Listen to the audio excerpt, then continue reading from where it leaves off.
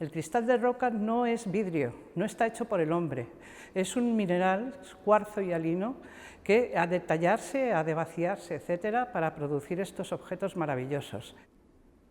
Desde la antigüedad era ya conocido por todas las personas el valor de estas increíbles piezas. Los antiguos pensaban que el cristal era agua congelada en lo más hondo de las grandes montañas europeas, como los Alpes. Es una materia mágica que incluso se ha asociado a las visiones místicas de la Edad Media, al poder, a lo más, digamos, relevante de todos los reyes y los emperadores, los llevaban en las coronas, pequeñas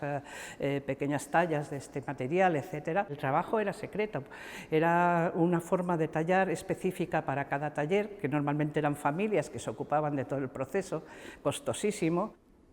Una primera fase consistía en el vaciado de los vasos. Después los cristalari, que eran un poco, como decir, los más delicados, iban marcando toda la decoración escultórica del vaso. Se consideraban entonces auténticas esculturas, formatos que rara vez sobrepasan los 40 centímetros, pero que sin embargo contienen todos los elementos de la obra maestra artística. Nosotros hemos traído aquí obras de la segunda mitad del siglo XVI, no son obras del siglo XIX, aunque han pretendido imitarlos, no son obras posteriores, son las obras que se hicieron durante el Renacimiento, con valores específicos de ese momento tan importante en el que se mezclaba la filosofía, se mezclaba el sentido de la belleza, había teoría, pero también había práctica plasmada en figuras y objetos hermosísimos, en proporciones ideales que correspondían a un mundo soñado, que provenía de la propia armonía del cosmos. Se ha elegido precisamente la representación de los principales artistas que trabajaron en Milán. Francesco Tortorino, uno de los más antiguos, por decirlo así, en este estilo, el genial Annibale Fontana, sus cuñados, los hermanos Saracchi, y la familia Miseroni, que eran 6 generaciones al servicio de la talla del cristal en las piedras duras. Milán era una ciudad famosa por su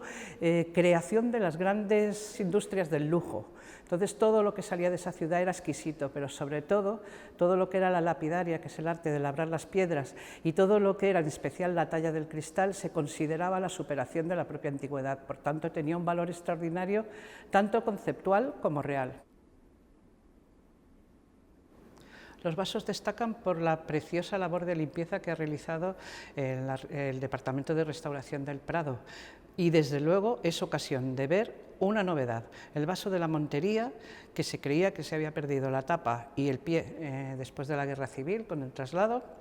se ha encontrado y se ha reconstruido y está entero y completo